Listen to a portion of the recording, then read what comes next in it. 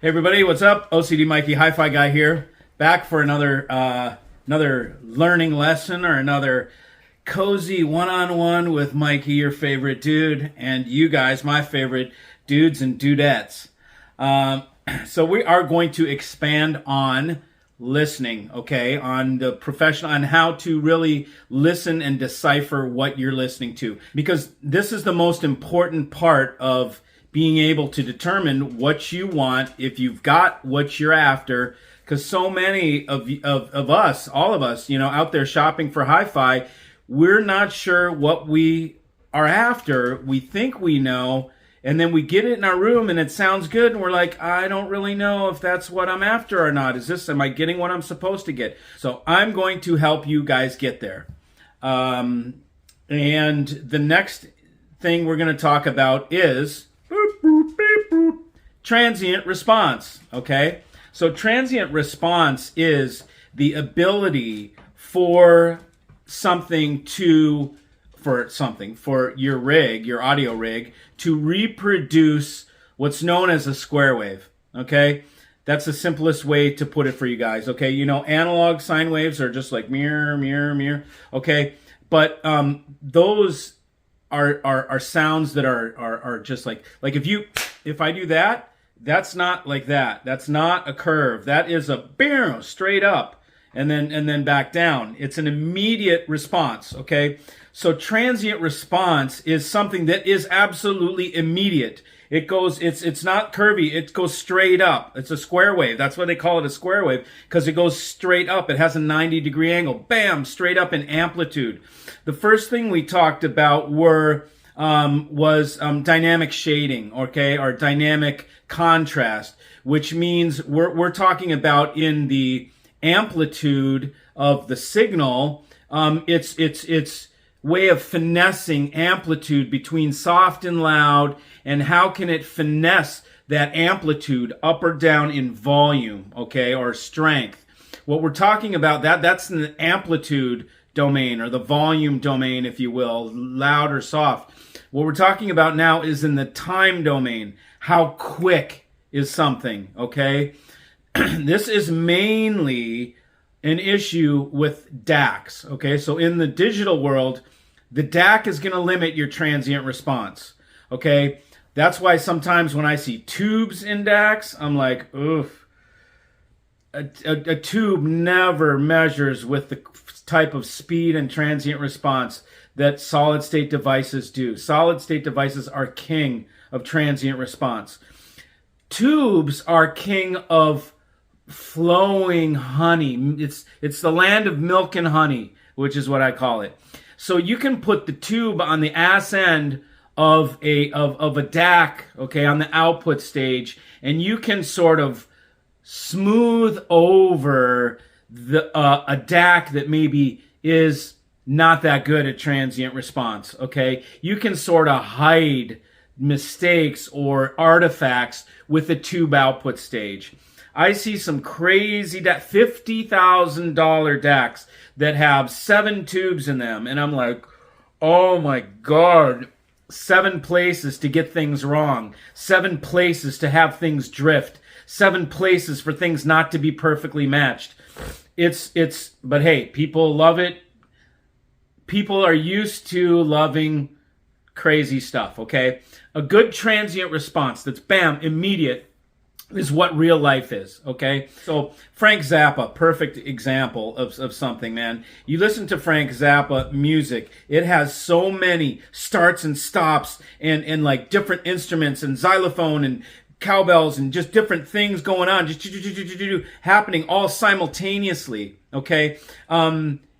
When you have a DAC or you have a system that can't do good transient response, when the things get fast and they're going all at once, it will smear. You'll have a smearing effect. It will sound like when things get intense, it will become two-dimensional. Okay, so when things are slow and happening like acoustic things that are slow, you'll get this dimensionality. You'll get this 3D type thing. You may get it then. But when you get into really fast things, that three-dimensionality goes away because it can't handle those transient responses, so it becomes a smear. Okay, and what it sounds like is, it sounds like things go from 3-dimensional to 2-dimensional all of a sudden. And so, and it's when things are happening fast. With Frank Zappa, there's definitely a depth of image. You can hear the drums at the back, you can hear Frank over here, the cowbell over there, and you can hear the layers. If your rig is not good at transient response, you won't hear the layers in the Frank Zappa. You won't hear layers in Led Zeppelin. Zeppelin is a good one too, because it's a cacophony of craziness, man. Bonzo is going crazy on the drums. He's, Robert's screaming, everything is just going absolutely nuts. Jimmy Page is wailing. It's just like, oh my God, like it's hard to, it sounds like a wash when a system cannot do transient response. A system that is good at transient response will give you layers in that Zeppelin cacophony of sounds like noise. You'll be able to get layers. It'll still be 3-dimensional. You'll still hear your layering that you're supposed to get. So transient response is very, very important for a system to sound realistic through any type of music. When you start talking about, well, the rig is good for this kind of music, but it's not good for that kind of music, you're probably lacking transient response. Because when you have good transient response, all the music sounds good. All the music sounds good. You don't need special music, special recordings, or what have you.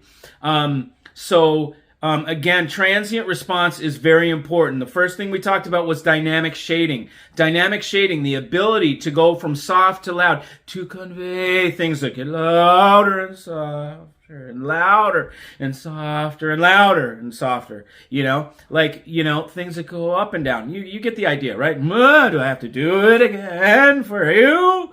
But you get the idea, right? Piano, things like that. They swell. Orchestra swells and gets big and whoa and strong, and then peters out and turns into little babbling brook, whatever type sounds and just essence of things, and then back and stronger and forte, and all that stuff. So that is our dynamic contrast mixed with the ability to do quick things. A stick hits the tick of the drumstick on the cymbal before the cymbal sound. You get a distinct tick, and then you get a psh afterwards, right? Tick, shh, decay, build. It builds up, and then it decays away. Okay, you get the trailing. That's something else, but that's what tubes are good for. Tubes are good for decay. Very good for decay. Because they have that slow, kind of syrupy milk and honey sound, okay? But transient, quick things do not really stay in their 3-dimensionality. It can become smeared. So listen for complicated music. Try to find yourself music that's complicated. Again, I'll have a video for you guys. And complicated music will become a smear. It will not be 3-dimensional and complicated at the same time. It will not be very busy and 3-dimensional at the same time. Good transient response means you retain 3-dimensionality even through extremely busy, haphazard music. Some of it is just crazy chaos music, sometimes like Zepp, for instance.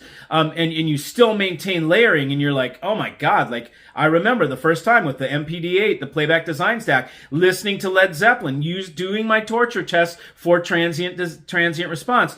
And I was like, oh my God, it's completely layering out this Zeppelin. I can't believe it. It's like, it's crazy. It's like you're there. Okay. Transient response is connected to realism.